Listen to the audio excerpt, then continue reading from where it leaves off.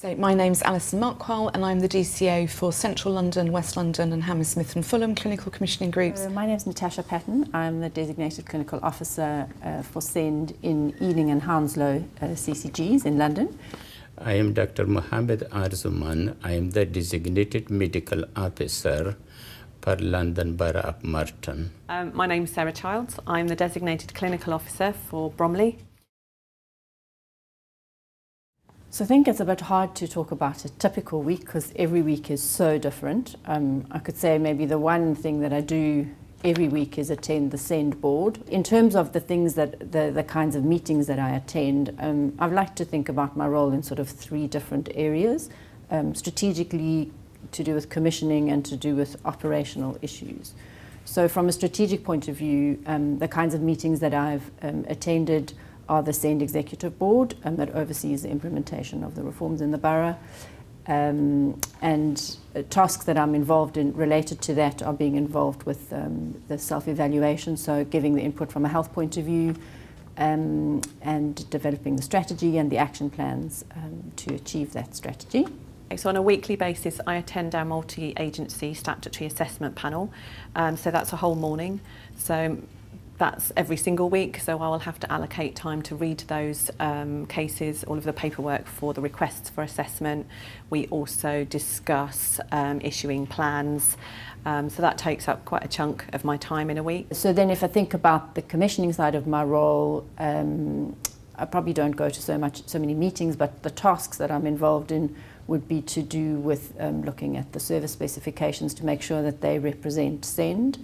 And then working with the contract monitoring team to look at what KPIs are we asking from providers, and are they then quality assuring those, and are they meeting those KPIs or not, and unpicking the issues and supporting them, and then where providers are not delivering on the SEND agenda, then working out action plans with them and working with the contract monitoring team to monitor their actions and try to drive some improvement in those areas.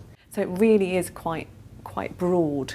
I might be working on a task and finish group. So for example, something we're doing at the moment is around increasing the numbers of young people between 14 and 18 that are taking up the learning disability health check.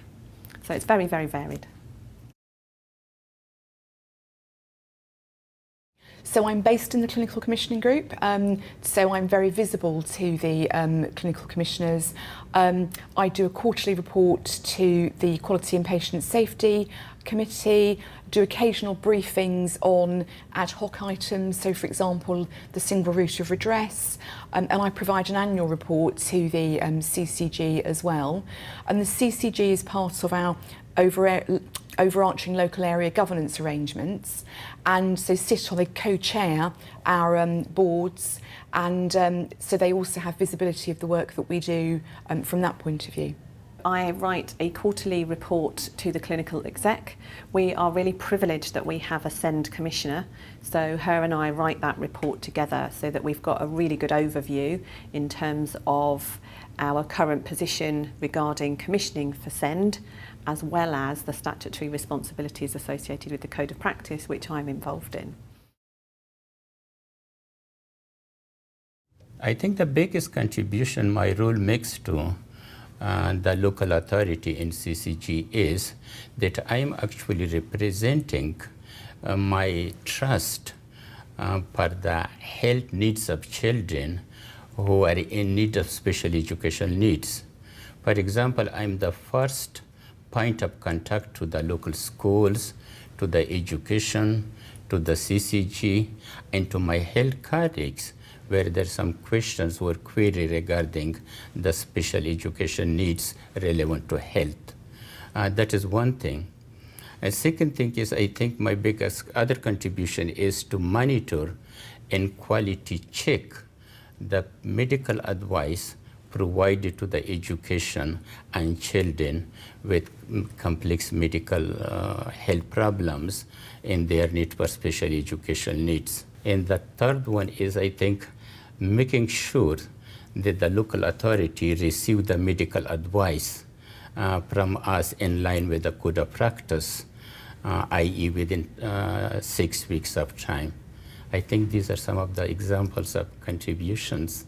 I think actually Christine Lenihan in a conference I attended described the DCO as the glue, and I think actually she's got that right. I think I spend a lot of my time reminding people not to forget about health, trying to get health at the table, and it doesn't mean it's about me being there, it's about making sure that right representatives are at the table for health and the SEND agenda. So I think the biggest contribution I can make is being that person who navigates the local system on behalf of health, but ensures that health is really embedded across the local area partnership, and whether that's where health interfaces or integrates with other parts of the local system. And we're a complicated system locally. We've got 3 clinical commissioning groups, 5 main providers, as well as all the local authority services, and obviously our parent carer forum. I think the real strength of the role is having oversight of all systems to do with the reform. So this role has really challenged me to have an understanding of how education works in a way that I never understood before. And I think having to reach into education has been a real strength, and the local authorities, so that I can sort of have a helicopter oversight of what's happening in the borough. And then that helps you to start thinking, is that really an effective way to deliver services for a child or young person? I think the joint working is possibly the most challenging, but also the most rewarding. And it's about knowing what's going on, what you should be involved in, just in case you've not been invited or you've not been remembered, or if health hasn't been considered for a particular piece of work.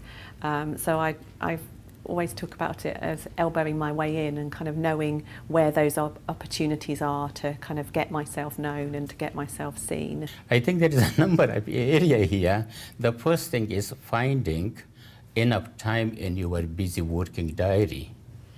No matter how much, for example, at the moment I'm getting 2 PAs per a week, and that is actually half of that one is spent in going to the ACN panels.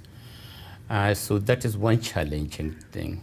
My previous manager said to me when she heard that I was applying for this role, she said to me that it was a role of influence without power, and I think that's very true of the role. And to start with, I think it felt like a huge challenge to take the role on, because I don't manage a budget and I don't manage anybody. So as soon as you want to implement anything, you actually have no power to make it happen.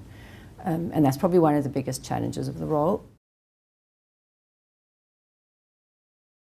I would like to be having more time to attend to the more multi-agency and strategic meeting, improving the special education needs of children in the whole area, rather than being stuck with going to the ACN panel meetings. So this is why I would like to release some of my responsibility with the newly recruited specialty nurse, and that I hope she will gradually move to the DCO role, the designated clinical officer role, in the near future. So having been in post for 4 years, I think the real evidence of our collaboration with the local area, whether that's local authority, our provider trusts, it was really nice to see that recognised in our recent inspection reports. And our feedback was that we really were joined up, that health were around the table and part of all of the local area working groups, whether that's on co-production, preparing for adulthood, personal budgets, our involvement in the EHC needs assessment planning process. And I think health are automatically asked now, whereas when I was first in post, I felt I was knocking at the table on the door a lot in terms of health needing to be involved. So I think the contribution of health being recognised within the local area has been really positive. So my advice to anybody taking on this role is, first, make sure you get sufficient dedicated time in your working diary. Work out where your key relationships are and nurture those, really work on them and make sure that you're establishing relationships within the CCG, the LA and your providers, because it's around trust. And once you've got that trust, you've actually got your team. Make sure you get sufficient admin to support you, because most of the statutory work is dependent on getting sufficient administrative work. It's really important to find other DCOs who do your role and to liaise with them to just bounce ideas off about what works, what support do you need, how do you challenge things. So yes, I'd strongly encourage people to seek support from other DCOs. I think the DCO role can be a really lonely role and a quite unclear role. So I think for anybody new in post, it's finding peers who can support you, whether that's in the local area, other DCOs who are nearby to you, joining the CDC forum, joining your local regional network, but making time to find who are the people who are key in your area. Make sure you got a good team, medical team around to help you with seeing children, for providing medical advice. Then you can just do quality assurance check rather than be personally involved. And I think don't be too hard on yourself. It's a really big job. Make sure that you have clear objectives set that you're going to deliver against, because you can't do everything, and particularly on limited capacity.